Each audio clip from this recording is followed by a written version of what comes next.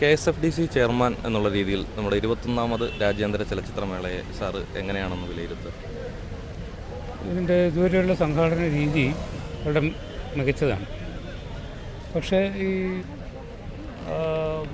ആളുകളുടെ വർധനവും അതിന് അനുസരിച്ചിട്ടുള്ള തിയേറ്ററുകളുടെ കുറവും എക്കാലത്തെയും പോലെ ഇതിപ്പോഴും അത് രൂക്ഷമായിട്ടുണ്ട്. തീർച്ചയായും ഇതിന് നമ്മളിനി വരും കാലങ്ങളിലൊരു മറുപടി കണ്ടെത്തിയേ പറ്റുള്ളൂ. മറ്റൊന്ന്, ചില വിവാദങ്ങളുണ്ടായല്ലോ ഇവിടെ. നമ്മൾ അറിയേണ്ടുന്നത് തീരെ അസഹിഷ്ണുക്കളായിട്ടുള്ള കുറേ ആൾക്കാരാണ് ഇതിൻ്റെ പിന്നിലുള്ളത്. അവർ സിനിമകൾ കാണുന്നുണ്ടോ എന്നെനിക്ക് സംശയമുണ്ട്. മാത്രമല്ല, ഒരു ഇൻ്റർനാഷണൽ ഫിലിം ഫെസ്റ്റിവലിൻ്റെ സ്വഭാവം എന്താണ് ഇക്കൂട്ടർക്ക് അറിയുകയില്ല. തനിക്ക് സ്വീകാര്യമായ വിഷയങ്ങളെ ബന്ധപ്പെടുത്തിക്കൊണ്ടുള്ള മാത്രം സിനിമ ഉണ്ടാകണമെന്ന്, മറിച്ച് ഏതെങ്കിലും ഒരാൾ മറ്റൊരഭിപ്രായം പറഞ്ഞാൽ അതിനെ ആക്രമിക്കപ്പെടണമെന്നുള്ളൊരു ഒരു പുതിയൊരു രീതിയാണ്. ഇത് വളരെ നമ്മളെ വല്ലാതെ അസ്വസ്ഥപ്പെടുത്തുകയോ അല്ലെങ്കിൽ ഭീതി നിറയ്ക്കുന്നതുമായിട്ടുള്ളൊരു കാര്യമാണ്. ഇക്കൂട്ടരുടെ കയ്യിൽ ഇനി വരുന്ന ഫെസ്റ്റിവലുകൾ ചെന്ന് എന്തായിരിക്കും അതിൻ്റെ ഒരു അവസ്ഥ എന്നുള്ളത് നമുക്ക് ചിന്തിക്കാനേ കഴിയുന്നില്ല. നമുക്ക് ഈ ഫെസ്റ്റിവലിൽ രാഷ്ട്രീയം സജീവമായി ചർച്ച ചെയ്ത സിനിമകളിൽ 60% മേലെയെങ്കിലും കമ്മ്യൂണിസ്റ്റ് വിരുദ്ധ സിനിമകളായിരുന്നു. അത് മാർക്സിനെയും ലെനിനെയും സ്റ്റാലിനെയും തുടങ്ങിയിട്ടുള്ള നേതാക്കന്മാരെ തന്നെ അധിക്ഷേപിക്കുന്ന തരത്തിലാണ് ആന്ധ്രവൈദ്യയുടെ സിനിമ നമ്മൾ കണ്ടത്. അതേപോലെ നോർത്ത് കൊറിയയും സൗത്ത് കൊറിയയും തമ്മിലുള്ള ഈ വർഷങ്ങളായി നീണ്ടു നിൽക്കുന്ന അസ്വാരസ്യങ്ങളെ വളരെ മനോഹരമായി ചിത്രീകരിച്ചിട്ടുണ്ട് കിം കിഡുക്. പക്ഷേ നോർത്ത് കൊറിയ എന്നുള്ളൊരു രാജ്യം യാഥാർത്ഥ്യമാണെന്നുള്ള കാര്യം നമ്മൾ അന്നേരം മറന്നുകൂടാ. അപ്പോൾ നോർത്ത് കൊറിയക്കാർ പറയുകയാണ്, ഇങ്ങനെയൊരു ഫെസ്റ്റിവലിൽ ഞങ്ങളെ അപമാനിക്കുന്ന സിനിമകൾ കാണിക്കാൻ പറ്റില്ല. അതൊരു രാജ്യാന്തര ഇഷ്യൂ ആയത് കാരണം നിങ്ങളും നമ്മളും തമ്മിലുള്ള ഈ പുലർത്തേണ്ടുന്ന സഹവർത്തിത്വം ഇത് നശിപ്പിക്കുന്നു എന്ന് പറഞ്ഞാൽ നമ്മൾ അവർക്ക് എന്തോ മറുപടിയായിരിക്കും കൊടുക്കുക. അതുപോലെ തന്നെ ഈ കമ്മ്യൂണിസത്തെ ആക്ഷേപിച്ചുകൊണ്ട് നിരന്തരമായി ഇറങ്ങുന്ന സിനിമകളെ പ്രതിരോധിക്കുവാൻ ഇപ്പോഴും കമ്മ്യൂണിസത്തിൽ വിശ്വസിക്കുകയും അതിനുവേണ്ടി പ്രവർത്തിക്കുകയും ചെയ്യുന്ന കുറേ ആളുകൾ വളരെ സജീവമായുള്ളൊരു നാടല്ലേ കേരളം. അപ്പോൾ അവർക്കിതൊക്കെ പ്രശ്നമാകുന്നില്ലല്ലോ. അതുപോലെ തന്നെ ഇപ്പം നമ്മൾ ചെറിയാൻ്റെ സിനിമയ്ക്കകത്ത് ആണല്ലോ ഇന്നലെ ഇവിടെ മഹാകോലാഹലവും കുറേ വടിവാളും മറ്റ് കമ്പുമൊക്കെ ആയിട്ട് ഇറങ്ങിത്തിരിച്ചത്. പക്ഷെ അവരോടൊരു ചോദ്യം ചോദിക്കാനുള്ളത്, അതിനകത്ത് ഹനുമാൻ തന്നെ മാത്രമല്ല, അത് കന്യാസ്ത്രീയുടെ ഒരു സ്വകാര്യ ജീവിതത്തെക്കുറിച്ചിട്ടുള്ള ആക്ഷേപവും ആ സിനിമയ്ക്കുണ്ട്. എന്താ, ക്രിസ്ത്യാനിറ്റി അവർക്ക് വേറെ പ്രതിഷേധിക്കാൻ അവകാശമില്ലെന്നാണോ? അല്ല. അപ്പോൾ അതുപോലെ അത് ചെറിയാൻ്റെ ഒരു വെർഷനാണ്. അതുകൊണ്ട് രാജ്യമൊന്നും ഇളകി ആടാനൊന്നും പോകുന്നില്ല. അപ്പോൾ ഇതൊക്കെ സഹിക്കാനുള്ള സഹിഷ്ണുത നമ്മൾ ഒരു ഇൻ്റർനാഷണൽ ഫിലിം ഫെസ്റ്റിവലുകളിൽ നമ്മൾ പുലർത്തിയേ മതിയാവുള്ളൂ. അപ്പോൾ അതിനെതിരെയാണ് ഈ യുവമോർച്ചയുടെ പേരൊക്കെ പറഞ്ഞിട്ട്. അപ്പോൾ ഇത് വെറുമൊരു കേരളത്തിൻ്റെ അല്ലെങ്കിൽ തിരുവനന്തപുരത്തെ സിനിമയൊന്നും ഒരു കാലത്തും കാണാൻ കൂട്ടാക്കാത്ത കുറച്ച് യുവമോർച്ചക്കാരുടെ മാത്രം കോലാഹലമായി അങ്ങനെ നമ്മളിതിനെ ചെറുതാക്കി കണ്ടുകൂടാ. വേറെ ഏതോ ബുദ്ധി കേന്ദ്രത്തിൽ നിന്ന് ഇവരെ ഇളക്കി വിടുന്നതാവണം.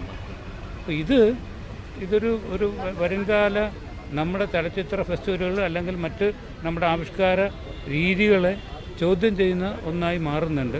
ഇതിനെതിരെയുള്ള നിരന്തരമായ ചർച്ചകൾ ഇരുകൂട്ടർക്കും പറയാനുള്ളത് പറഞ്ഞോട്ടെ. ഇപ്പം ഞാൻ പറഞ്ഞ വെർഷൻ തന്നെ ശരിയായ ഗുണമൊന്നുമില്ല, മറിച്ചും ഒരാൾക്ക് അഭിപ്രായം ഉണ്ടെങ്കിൽ അത് പറയാം. ഇതൊക്കെയാണ്. അതേപോലെ അതിൻ്റെ തന്നെ മറ്റൊരു വശമാണ് ഈ ദേശീയ ഗാനത്തിൻ്റെ എഴുന്നേറ്റ് നിൽക്കണം എന്നൊക്കെ പറഞ്ഞിട്ടുള്ള, അതിനൊന്നും ആരും എതിര് പറയുന്നില്ല. പക്ഷേ ഈ ഒരു ദിവസം 5-6 സിനിമ കാണാൻ വിധിക്കപ്പെടുന്നവൻ്റെ മുമ്പിൽ ഓരോ നിമിഷവും ഓരോ സിനിമയുടെയും തൊട്ട് മുമ്പിൽ ഒരു ഫെസ്റ്റിവൽ സമയത്ത് ഇത് വേണമോ എന്ന് ആലോചിക്കേണ്ടുന്നത് അത് അല്പം വിവേകത്തിൻ്റെ കൂടെ പ്രശ്നമാണ്, രാജ്യസ്നേഹത്തിൻ്റെ മാത്രം പ്രശ്നമല്ലത്. ഇപ്പോൾ ഒരുപക്ഷെ ദേശീയ ഗാനങ്ങളെ വല്ലാതെ വൈകാരികമായി സമീപിക്കുന്നവരാണ് യൂറോപ്യൻസും അമേരിക്ക തുടങ്ങിയിട്ടുള്ള രാജ്യങ്ങൾ. അവിടുത്തെ ഫെസ്റ്റിവലുകളൊന്നും ഇങ്ങനെ ഒരു ഏർപ്പാടേ ഇല്ല. അവിടെയൊന്നും ഒരു ഫെസ്റ്റിവലിനും തൊട്ട് മുമ്പ് അതിൻ്റെ ഇനാഗുറലിനും അതിൻ്റെ ക്ലോസിംഗ് സെറമണിക്കും അവിടെ ദേശീയഗാനം ആലപിക്കുക എന്നുള്ളതല്ലാതെ ഓരോ പ്രദർശനത്തിനും തൊട്ട് മുമ്പ് ദേശീയഗാനം ആലപിക്കാറില്ല. അപ്പോൾ നമ്മൾ അതിൽ നമുക്കൊരു സ്വീകാര്യമായൊരു ഒന്നുണ്ടാക്കണം, അല്ലാതെ അതിൻ്റെ മേൽ എടുത്തു ചാടുകയല്ല വേണ്ട. പിന്നെ മറ്റൊന്ന്, എപ്പോൾ മുതലാണ് ഇവർക്ക് ഇത്തരം വലിയ ദേശീയ ഗാനത്തിനോട് ഇത്ര വലിയ ഈ ഭ്രമവും ഇത്ര വലിയ ആരാധന ഉണ്ടായത്? 2 വർഷത്തിന് മുമ്പ് ഇതേ ദേശീയ ഗാനം ഇവിടെ ഉണ്ടായിരുന്നില്ലേ? അന്ന് ഇതൊരു പ്രോ പാകിസ്ഥാനി അല്ലെങ്കിൽ ബംഗ്ലാദേശിന് അനുകൂലമായൊരു ദേശീയ ഗാനം എന്നൊക്കെയല്ലേ പറഞ്ഞിരുന്നത്. അങ്ങനെയല്ലേ നമ്മൾ രവീന്ദ്രനാഥ് ടാഗോറിനെയൊക്കെ നമ്മൾ കളിയാക്കിക്കൊണ്ടിരുന്നത് അല്ലേ? അപ്പോൾ നമുക്ക് എവിടെയാണ് നമ്മുടെ നാട്ടിലിപ്പോൾ സിന്ധു നദി, എവിടെയാണ് സരയൂ നദി? അതൊക്കെ സ്ഥിതി ചെയ്യുന്ന വേറെ രാജ്യങ്ങളിലാണ് അല്ലേ? പക്ഷെ നമുക്കത് ഒരു നാടിൻ്റെ ജീവധാരയിൽ ഇതൊക്കെ ഉണ്ടായിരുന്നു എന്നുള്ള സത്യം നമ്മൾ അംഗീകരിക്കുക വേണ്ടത്. അപ്പോൾ അന്ന് കഴിഞ്ഞ 2 വർഷത്തിന് മുമ്പുണ്ടാകാതിരുന്ന ദേശീയ ഗാനത്തിനോടുള്ള ഈ വളരെ ഉള്ള ഈ ആഭിമുഖ്യവും പോലും കപടമാണെന്നുള്ളതാണ്. ഇത് രാജ്യസ്നേഹത്തെ അല്ല, എങ്ങനെ മനുഷ്യനിൽ സ്പർദ്ധ ഉണ്ടാക്കാം, എങ്ങനെ മനുഷ്യനെ അകറ്റി നിർത്താൻ കഴിയും. അപ്പോൾ അത് ഒരു വിഷയത്തിലല്ല, ഏത് വിഷയമെടുക്കുമ്പോഴും ഇപ്പോൾ ഇന്ത്യയിൽ ഇത് വളരെ സമൃദ്ധമായി പ്രയോഗിച്ചുകൊണ്ടിരിക്കുകയാണ്. ഇപ്പോൾ നോട്ടിൻ്റെ പിൻവലിക്കലിലൂടെയും പ്രചരിപ്പിക്കുന്നത് അതാണ്. ഒരു സമൂഹത്തെയാണ് നമ്മൾ പഴിചാരാൻ ശ്രമിക്കുന്നത്. അതിൽ കാശുകാർ വളരെ കുറച്ച് ആളുകൾ മാത്രമാണെന്നുള്ളതാണ് നമ്മുടെ സർക്കാർ കമ്മീഷൻ റിപ്പോർട്ടിൻ്റെയൊക്കെ അടിസ്ഥാനത്തിൽ തെളിയിക്കപ്പെട്ടിട്ടുള്ളത്. അപ്പോൾ ഏത് സമുദായത്തിലും ഏത് മതത്തിലും വളരെ കുറച്ച് ആളുകൾ സമ്പന്നരും ബഹുഭൂരിപക്ഷം അതല്ലാത്തവരുമാണ്. ഈ യാഥാർത്ഥ്യം മുസ്ലിങ്ങൾക്കിടയിലും ബാധകം തന്നെയാണ്. പക്ഷേ അത് പറയാതെ ഒരു സമുദായത്തെ മുഴുവൻ അവഹേളിക്കുന്ന തരത്തിൽ, അവരെ മുഴുവൻ പ്രതിക്കൂട്ടിൽ നിർത്തുന്ന തരത്തിൽ കാര്യങ്ങൾ കൊണ്ടെത്തിക്കുക. അപ്പോൾ നമ്മളെടുക്കുന്ന ഓരോ രാജ്യത്തിൻ്റെ അടിയന്തരമെന്ന് ശ്രദ്ധ ചെലുത്തുന്ന ഓരോ വിഷയത്തിൽ ഇങ്ങനെ മനുഷ്യനെ വേർതിരിച്ചുകൊണ്ട് അവനൊരു സ്പർദ്ധ ഉണ്ടാക്കിക്കൊണ്ട് അവനെ പരസ്പരം പോരാടിപ്പിക്കാൻ പ്രേരിപ്പിക്കുന്ന തരത്തിൽ കാര്യങ്ങൾ കൊണ്ടുവന്നെത്തിക്കുന്നു. ഇത് വളരെ ഗൗരവമായ വിഷയമാണ്. ഇതുപോലുള്ളൊരു ഫെസ്റ്റിവലുകളിൽ 4-5 തവണ ഒരേ കാഴ്ചക്കാരൻ എഴുന്നേറ്റ് നിൽക്കേണ്ടുന്നൊരവസ്ഥ. 5 തവണയും നമ്മളത് കേൾപ്പിച്ചാൽ മാത്രമേ നമ്മളിലുള്ള ദേശഭക്തി ഉണരുകയുള്ളൂ. അതൊക്കെയാണ് ഇതൊരു നമ്മളെ തന്നെ ഉള്ള വിശ്വാസം ഇല്ലാത്തവരാക്കി മാറ്റുന്നത്. ഇതാണ് ഇഷ്യൂ. പിന്നെ തിയേറ്ററുകൾ എന്നൊക്കെ പറയുന്നത് വേറൊരു ആഹ്ലാദത്തിന് വേണ്ടിയിട്ട് വേറൊരു വൈകാരിക തലത്തിൽ വന്ന് പെടുന്നവരാണ്. അവിടെ ഇത്തരത്തിലുള്ള ദേശീയ ഗാനാലാപനങ്ങൾ വേണമോ എന്ന് എവിടെ ഇത് ഉപയോഗിക്കാം, എവിടെ ഉപയോഗിക്കരുത്. കാരണം ഇത് വളരെ സാങ്ക്ടിറ്റിയോടുകൂടി നമ്മൾ ചെയ്യേണ്ടുന്നൊരു കാര്യമാണ് നമ്മുടെ ദേശീയ ഗാനത്തിനോടുള്ള ആദരവെന്ന് പറയുന്നത്. അല്ലാതെ ഏതെങ്കിലും വഴിപോക്കന് എവിടെയെങ്കിലും നിന്ന് പാടാവുന്നതോ അന്നേരം മനുഷ്യന്മാരത് കേട്ട് അറ്റൻഷൻ ആയിക്കൊള്ളുക വേണമെന്ന് പറയുന്നത് അതൊരു ദേശഭക്തിയല്ല കാണിക്കുക, മറിച്ചുള്ള അതിനോടുള്ള ഒരുതരം നമുക്ക് തോന്നിയേക്കാവുന്ന ചിലർ മറിച്ചുള്ള വികാരത്തെയാണ് അത് ഉണ്ടാക്കുക. ഇത്തരത്തിലുള്ള വിവാദങ്ങളും പ്രശ്നങ്ങളും മേളയുടെ നിറം കെടുത്തിയതായി തോന്നുന്നു. അല്ല, ഒരു ജനതയുടെ തുറന്നു കാട്ടലായിട്ടാണ് ഞാനിതിനെ കാണുന്നത്. അല്ല, നിറം കെടുത്തി എന്നുള്ള അഭിപ്രായം എനിക്കില്ല. മറിച്ച് ഒരു സമൂഹം എങ്ങനെയൊക്കെ ചിന്തിച്ചു പോകുന്നുണ്ട്. അവൻ ഇന്നലെ വരെ ഉണ്ടായിരുന്ന നമ്മുടെ സഹിഷ്ണുതയെക്കുറിച്ച്, നമ്മുടെ സഹവർത്തിത്വത്തെക്കുറിച്ച് എങ്ങനെയാണ് അതിനകത്ത് വിഷം നിറയ്ക്കാൻ ശ്രമിക്കുന്നത്, ഇത് നമുക്ക് വളരെ എളുപ്പത്തിൽ കാണാൻ കഴിയുന്നു എന്നുള്ളതാണ് എനിക്ക് ഈ ദിവസങ്ങളിൽ കൂടെ ബോധ്യമായി. ഈ ഫെസ്റ്റിവൽ നടത്തിപ്പിൽ നമ്മുടെ അടൂർ കമ്മിറ്റി നിർദ്ദേശിച്ച കാര്യങ്ങൾ, റിപ്പോർട്ടിലുള്ള കാര്യങ്ങൾ നടപ്പാക്കണം എന്ന അഭിപ്രായമുണ്ട് സാർ? അല്ല, അതിലും പരിഷ്കാരങ്ങൾ വേണമെങ്കിൽ അതും കൂടെ അടക്കം വേണം. കാരണം അടൂർ പിന്നെ കമ്മിറ്റിയുടെ ശുപാർശകൾ അപ്പാടെ അംഗീകരിക്കണമെന്നുള്ള പക്ഷക്കാരനൊന്നുമല്ല ഞാൻ. അതും ചർച്ചയ്ക്ക് വിധേയമാക്കണം.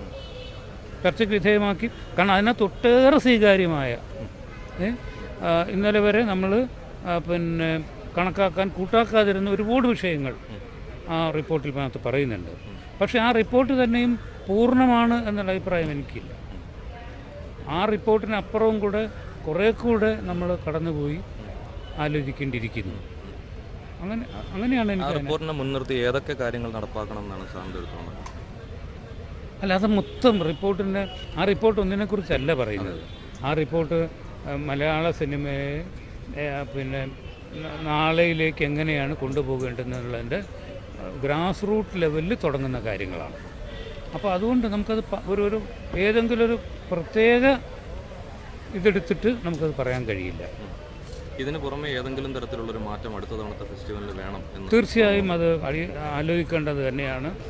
കാരണം ഈ 14,000 പ്രതിനിധികൾക്ക് പാസ് കൊടുക്കുകയും 9,500 പേര് എല്ലാ തിയേറ്ററുകളിലും പോയി കയറിയാൽ നിറയുകയും ചെയ്യുന്നു. അപ്പോൾ തന്നെയും 5,000-ഓളം ആളുകളുടെ കുറവ് കൂടുതൽ അവിടെ നമ്മൾ കാണുന്നുണ്ട്. അപ്പോൾ ഇത് പരിഹരിക്കപ്പെടുക തന്നെ വേണം. മാത്രമല്ല, എല്ലാ തിയേറ്ററുകളിലും എല്ലാ സിനിമയും കാണാൻ എല്ലാവർക്കും താല്പര്യം ഉണ്ടാവില്ല. അവർക്ക് ഏറ്റവും ഇഷ്ടപ്പെട്ട സിനിമകളെക്കുറിച്ച് അവരുടെ അറിവിലും കേട്ടറിവിലും ഒക്കെ കൂടെ ചേർന്നിട്ട് ആയിരിക്കും ആൾക്കാർ വന്നു കയറുക. പക്ഷേ അതൊരു ഫെസ്റ്റിവലിനും എല്ലാ ആളുകളെയും ക്യാറ്റർ ചെയ്യാൻ കഴിയില്ല. പക്ഷേ എങ്കിലും നമ്മൾ ഇങ്ങനെയുള്ള ഈ ഇവൻച്വാലിറ്റീസ് വന്നാൽ എങ്ങനെയാണ് അതിനെ നമ്മൾ നേരിടേണ്ടി വരിക? അത് കൃത്യമായി ആലോചിക്കണം. അപ്പോൾ അതിന് ഒരു ജനകീയ ഫെസ്റ്റിവൽ എന്നുള്ള ഒരു ഇപ്പോഴത്തെ നമ്മൾ ഉപയോഗിക്കുന്ന പ്രയോഗം എത്ര കണ്ട് ശരിയാണ്? അതിന് ചില മാനദണ്ഡങ്ങൾ ഏർപ്പെടുത്തേണ്ടതില്ലേ?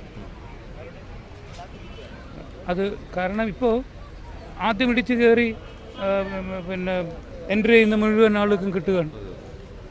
അപ്പോൾ അവരുടെ ജെന്യുവിനിറ്റി എന്താണ്? അപ്പോൾ ഈ ഫെസ്റ്റിവലിനെതിരെ പിന്നെ വടിയെടുത്ത് നടക്കുന്നവൻ്റെ കയ്യിലുമുണ്ട്, അവൻ്റെ കഴുത്തിലുമുണ്ട് ഈ മറ്റേ ബാഡ്ജ്. അപ്പോൾ ഇത്തരം ആളുകൾക്ക് എന്ത് അർഹതയുണ്ട് ഇതിനകത്ത് കടന്നു വരാൻ? അത് നമ്മൾ പരിശോധിക്കേണ്ടിയിരിക്കുന്നു. ഈ ഡെലിഗേറ്റുകളുടെ തെരഞ്ഞെടുപ്പിൽ അത്തരത്തിലൊരു കൃത്യമായി അതിനൊരു മാനദണ്ഡം ഉണ്ടാക്കി പറ്റൂ. അതായത് കേരളത്തിൽ ഇപ്പോൾ 7 ദിവസം സിനിമ കാണാൻ ആളുകൾ തടിച്ചു കൂടുമെന്നൊക്കെ ഉള്ളത് നേരെ തന്നെയാണ്. പക്ഷേ എല്ലാവരെയും ക്യാറ്റർ ചെയ്യാൻ, എല്ലാവർക്കും സ്വീകാര്യമായൊരു ഇടം കണ്ടെത്താൻ ഇമാതിരിയുള്ളൊരു ഫെസ്റ്റിവലിന് കഴിയുകയില്ല. അപ്പോൾ നമ്മൾ കൃത്യമായി ചില മാനദണ്ഡങ്ങൾ, അതിപ്പോൾ ഞാൻ പറയാൻ എനിക്ക് അങ്ങനെ കഴിയില്ല. അതെൻ്റെ വിശദാംശങ്ങളിലേക്ക് വരുമ്പോൾ ആരെയൊക്കെ പിന്നെ ഇതിനകത്ത് കടത്തണം, ആർക്കൊക്കെ അർഹതയില്ല എന്ന് നമ്മൾ കണ്ടെത്തണം. അത് വളരെ വളരെ ജുഡീഷ്യസ് ആയിട്ട് നമ്മൾ ചെയ്യേണ്ടുന്ന ഒരു കാര്യമാണ്.